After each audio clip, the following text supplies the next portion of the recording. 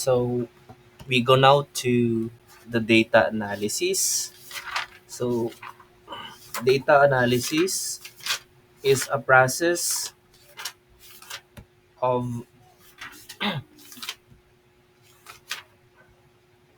inspecting,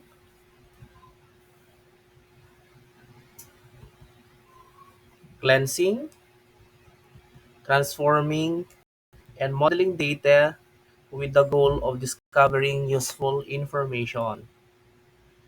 So data analysis is very critical in any kinds of research as this will give answers to the research question. So as a general rule, the research question must match its statistical question.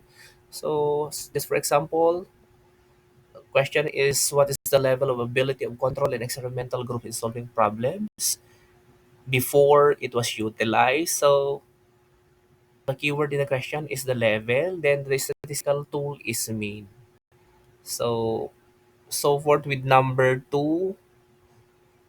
So what is the level of ability of the control and experimental groups in solving problems on exponential function before the ESPC strategy was utilized. So statistical tool mean.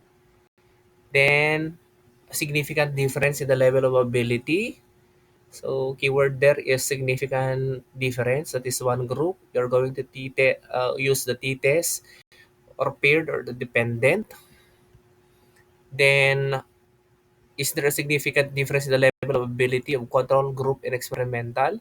So significant difference of two groups. So you are going to use t-test independent. Then for percentage, you are going to use the frequency count and percentage. Then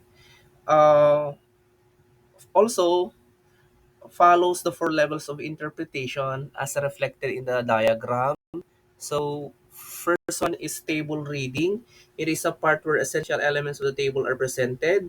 Initial meaning is reached when the data categorization is used. Discussion is reached when the meaning of the data is presented. The researcher explain what the data is implying.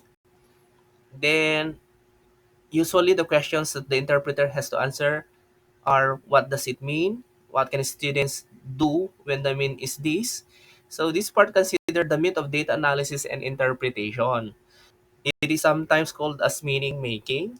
Then the last part, which is the corroboration or the negation, is putting studies that support or oppose the finding of the study. Just for example, so it is this the result is or supports to the study of Ramirez 2022 or opposed with the study of Ramirez 2022.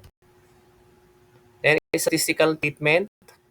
So action researchers fear numbers. They want to conduct research but do not continue when they are about to analyze the data.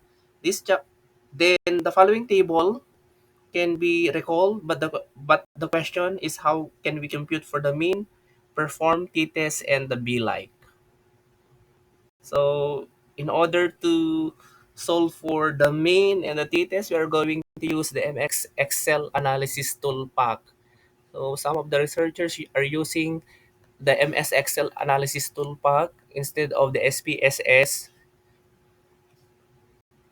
So the first thing that you are going to do if you are using the MS Excel analysis tool pack, you're going to open the MS Excel, then click File and select Option, click Adds and press Go.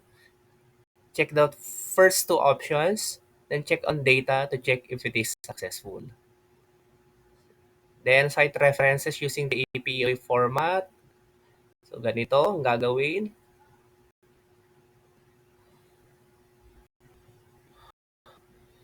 Okay, so that is all. So thank you for listening. So on the next video, I will be talking more on how to interpret data and the how to compute for the t-test and the mean using the Microsoft Analysis Data Tool.